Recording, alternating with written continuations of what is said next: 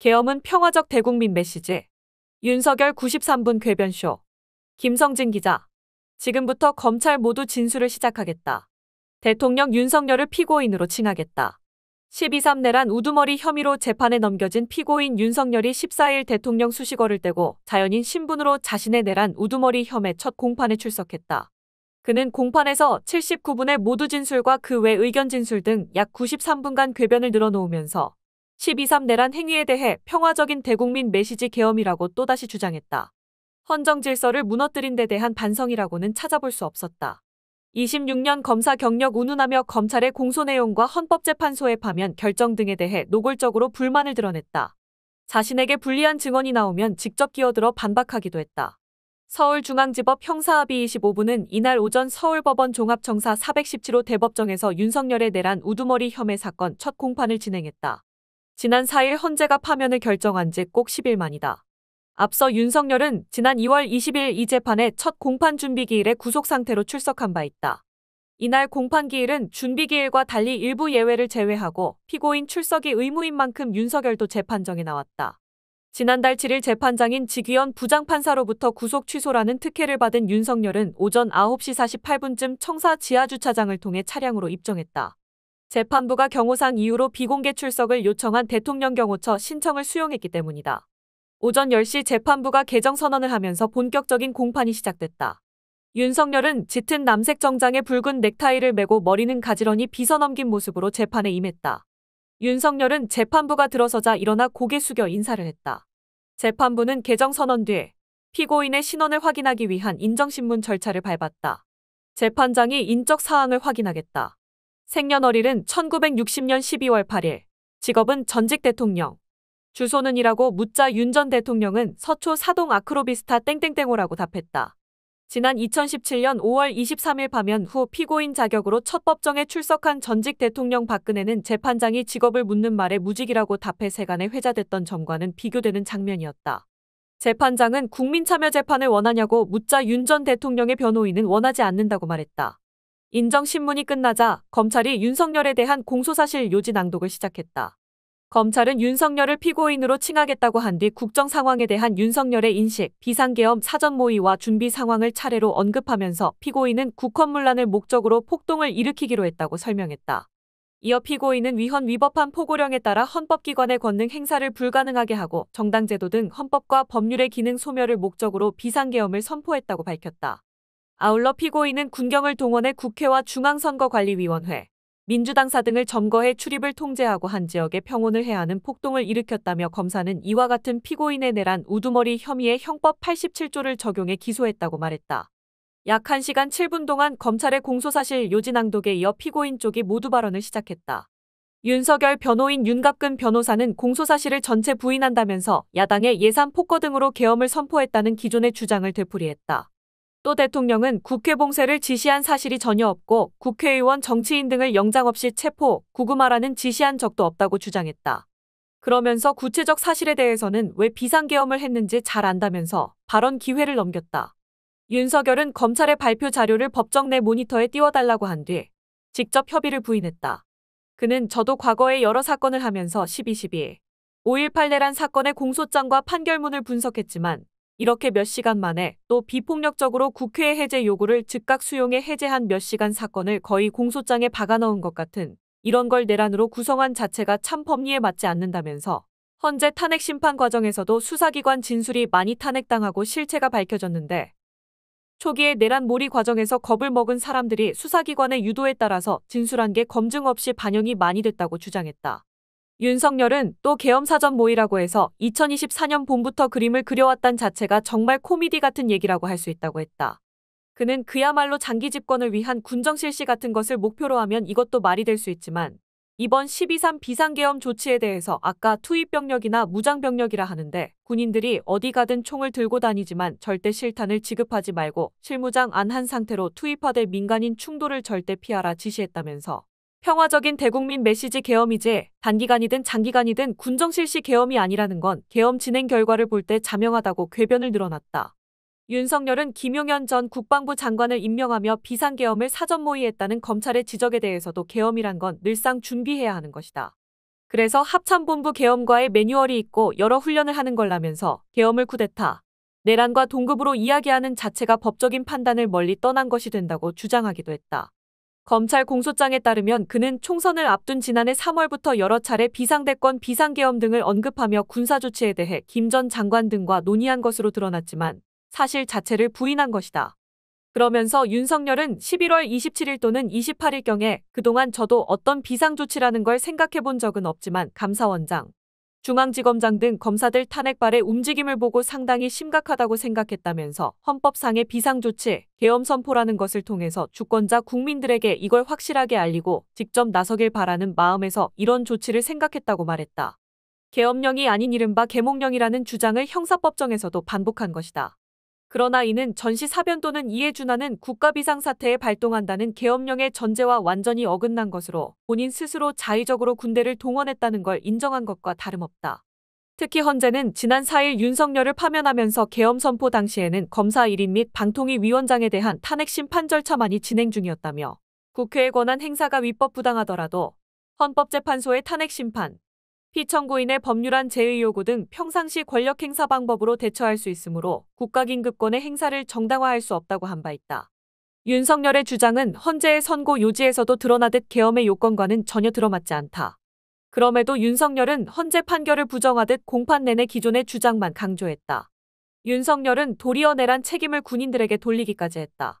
그는 예하 사령관이라든지 밑에 부대장들은 자기들이 평소 연습했던 그야말로 정말 비상 상황으로 쿠데타는 아니지만 군정 같은 것들이 실시될 상황이라고 봤기 때문에 이 사람들은 저와 장관과의 커뮤니케이션한 것을 넘어서서 그런 비상 매뉴얼을 가지고 조치를 취하지 않았나 싶지만 그런 것들이 유혈 비상사태로 일어나지 않게 하기 위해서 병력 자체를 실무장하지 않고 소수의 병력을 투입하기로 한 것이라고 했다.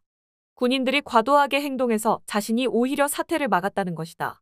윤석열은 오전 공판에서 42분 모두 발언을 한 데 이어 오후 공판에서도 37분 동안 나머지 모두 발언을 이어갔다. 그는 여러 차례 난센스라는 단어를 사용해가며 12.3 비상계엄은 내란이 아니라고 강변했다. 검찰 공소장에 따르면 윤석열은 국무회의를 모아놓고 자신은 비상계엄을 선포하겠다며 국무회의를 불과 5분 만에 끝냈고 회의록도 남기지 않았다. 계엄의 절차적 요건조차 갖추지 않은 것이다.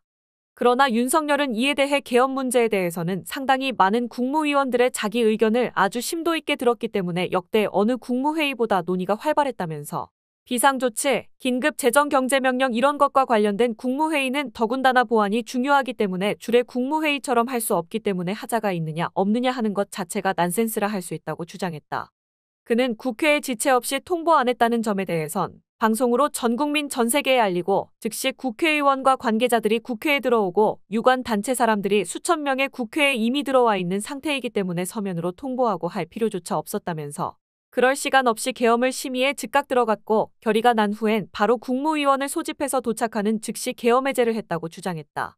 국회가 계엄 해제를 의결한 뒤 3시간 30분이나 지나서 해제 발표했음에도 마치 즉시 조치한 것처럼 궤변을 늘어놓은 것이다. 또 윤석열은 자신이 내란 당일 최상목 경제부총리 겸 기획재정부 장관에게 비상입법기구를 창설하라는 취지의 문건을 건넨 데 대해서도 계엄 관련 국무회의 하면서 경제장관에게 이걸 준다는 것 자체가 난센스라 할 수 있다고 주장했다. 국회 봉쇄에 대해서도 헌재에 갈 때 그 좁은 구청 건물만도 못한 헌재와 그 주변을 봉쇄 차단하는데 1만 명 이상의 경찰 병력 들어간다. 초기에 300명, 1000명 넘는 인원이 나중에 왔다는데 그거 가지고 국회를 완전 차단하고 봉쇄하는 건 애초에 불가능한 일이다. 난센스라 할 수 있다고 말했다. 윤석열은 거듭 이게 무슨 마치 내란을 획책했는데 인력 부족해서 우리가 성공하지 못했다라고 설명하는 건 난센스라고 말하고 싶다고 했다. 그는 국회가 사법통제로서 계엄해제 결의를 했을 때엔 대통령이 그걸 즉각 수용해서 받아들이면 되는 건데 전시사변이 아니면 계엄 선포하게 되면 그게 전부 내란이란 말이냐면서 방송으로 전 국민 전 세계 공고해놓고 국회가 그만두라 해서 당장 그만두는 그런 몇 시간짜리 내란이란 게 도대체 인류 역사상 있는 건지 저는 되묻고 싶다고 말했다. 윤석열은 모두 진술을 마무리하면서도 저 역시 26년간 검사 생활을 하면서 치열하게 공직 생활을 해왔다며 공소장, 구속영장을 보니 26년간 많은 사람을 구속하고 기소한 저로서도 도대체 무슨 내용인지, 뭐를 주장하는 건지, 이게 왜 어떤 로직에 의해 내란죄가 된다는 건지 도저히 알 수가 없었다고 말했다. 오후 재판에선 조성현 육군 수도방위사령부 제1경비단장과 김영기 특수전사령부 1특전대대장의 증인신문도 이뤄졌다. 조 단장과 김 대대장은 앞서 12.3 비상계엄 당일 국회로 출동했던 군 지휘관으로 상부로부터 국회에서 정치인을 끌어내라는 지시를 받았다고 진술한 바 있다. 두 증인은 이날 형사법정에서도 동일한 진술을 이어갔다. 조 단장은 0시 31분부터 1시 사이 이진우 전 수방사령관으로부터 본청 내부에 진입해 의원들을 외부로 끌어내란 지시를 받은 게 맞느냐는 검사의 질문에 내라고 답했다. 조 단장은 사령관이 저한테 그런 임무를 줬고 저는 일단 알겠다고 답변한 뒤 사령관에게 다시 전화해 이 역할에 대해 저희가 할 수 있는 역할이 제한되고 특전사령관과 소통하라고 말했다고 증언했다. 그는 잠시 후 사령관이 저한테 전화해 이미 특전사 요원들이 들어갔기 때문에 특전사가 의원들을 끌고 나오면 밖에서 지원하라고 했다며 지원하라는 말은 밖에서 대치하는 사람들 쪽에서 길을 터주는 역할을 하라고 말해서 제가 지원이라 표현했다고 덧붙였다. 두 번째 증인으로 출석한 김 대대장 역시 이상현 특전사 10수여단장으로부터 담을 넘어 의원들을 끌어내란 지시를 받은 걸로 보인다는 검사 질문에 네 그렇다고 답했다. 그는 특히 이 단장이 대통령님이 문을 부숴서라도 끄집어내 오래라고 했느냐라는 질문에도 네라고 답했다. 김 대대장은 다만 정당한 지시인지에 대한 판단과 상황 파악이 되지 않아 자신이 하달받은 임무를 부하들에게 내려주지는 않았다고 했다. 그는 시민들은 우리가 지켜야 하는 대상인데 왜 우리를 때릴까 의문이 들었다며 가만히 보니 이유가 있는 것 같았다. 이게 제대로 된 의무를 수행하는 건가 의문이 들었다고 설명했다. 윤석열은 자신에게 불리한 증언들이 이어지자 재판장의 허락도 없이 말을 끼어들기도 했다. 윤석열은 조 단장 증언 중엔 그 증인이 오늘 나와야 했는지 그렇게 급했는지 순서에 대해서도 이해 안 되는 부분이 많이 있다. 헌재에서 상세히 한 것 같은데 라고 말했다. 그는 이후에도 재차 진술 기회를 요청해 오늘 같은 날 헌재에서 이미 다 신문한 사람을 기자들도 와 있는데 자기들 유리하게 굳이 장관을 대신해서 나오게 한 건 증인 신문에 있어서 다분히 정치적 의도가 있다는 생각을 지울 수 없다고 말했다. 윤석열은 김 대대장의 증언 중에도 재판장을 향해 실탄을 개인 화기에 집어넣고 군인들 한 사람 한 사람에게 실무장하지 않은 채로 출동시킨 거고 군대가 이동하면 어떤 상황이 생길지 몰라서 박스에 실탄을 넣어갔다면서 실무장하지 않았던 것을 실무장한 것처럼 나중에 차량에 실탄이 있지 않았냐는 건데 군대가 빈 총만 갖고 이동하는 건 어디에도 없다고 항변했다. 재판부는 윤석열이 계속해서 발언하자 다시 한번 말하는데 반대신문 통해서 그때그때 물어봐도 될 것 같다. 질문하는데 질문하는 사람 입장에선 맥이 끊기는 기분이 들 수 있다고 여러 차례 지적하며 소송을 지휘하는 모습을 연출했다. 그럼에도 윤석열은 증인신문을 마친 뒤에도 오늘 했던 군 지휘관들은 사실 증인으로 내세울 필요도 없는 사람들 아니냐고 거듭 주장했다. 자신에게 불리한 증언에는 상당히 초조함을 보이는 듯한 모습이었다. 재판부는 조 단장과 김 대대장에 대한 반대신문 기회를 윤석열 쪽에 줬지만 윤석열이 다음 기일 때 하겠다고 답하면서 다음 기일로 미뤘다. 윤석열 쪽 윤갑근 변호사는 공판 종료 후 퇴정하면서 오늘 이뤄진 2명의 증인은 계엄 사무에 있어서 최일선에 종사했던 사람이고 대통령과 직접 연관된 사실이 없다고 주장했다. 재판부는 오는 21일 오전 10시 두 증인을 불러 다시 신문을 이어갈 예정이다. 윤석열이 첫 공판에서부터 혐의를 전면 부인하자 야권에서는 일제히 비판이 쏟아졌다. 한민수 더불어민주당 대변인은 서면 브리핑을 통해 윤석열이 오늘 처음 나온 형사재판법정에서 뻔뻔하기 이를 데 없는 태도로 내란죄를 부정했다며 헌법 정신과 주권자에 대한 모독이고 헌법재판소 판결에 대한 정면 부정이라고 했다. 한 대변인은 평화적인 대국민 메시지를 위한 계엄은 늘 준비해야 하는 것. 몇 시간 사건을 내란이라니 등 셀 수도 없는 궤변으로 헌법재판소 판결을 정면 부정했다며 자숙은커녕 위헌적 불법계엄으로 헌정질서와 민주주의를 짓밟고도 처벌을 피하려는 법꾸라지 행태로 국민을 조롱했다고 비판했다.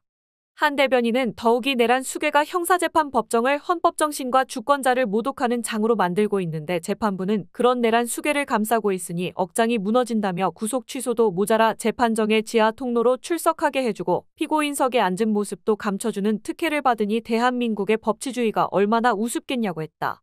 그는 내란 수괴 앞에서 흔들리는 법치주의와 국민은 안중에도 없는 윤석열의 망언을 지켜보는 국민은 가슴에서 천불이 난다며 피고인 윤석열에게 경고한다. 경거망동하지 마라. 국민은 위헌적 불법계엄으로 주권자의 신임을 배반한 내란 우두머리 피고인이 법정에서 고개를 빳빳하게 들고 궤변을 늘어놓는 것을 용납하지 않는다고 했다. 김보협 조국혁신당 수석대변인은 논평을 내고 내란 수괴 윤석열이 오늘 첫 형사재판에 출석해 내란죄 혐의를 전면 부인했다. 윤석열은 헌법재판소 파면 선고에 승복하지도 않았고 넉 달 넘도록 나라를 어지럽힌 데 대해 국민께 사과한 적도 없다. 오늘도 진술이랍시고 넋두리만 늘어났다면서 윤석열은 오늘 재판에서도 몇 시간 사건 타령을 했다. 아무 일도 일어나지 않았다는 허위 주장이라고 비판했다.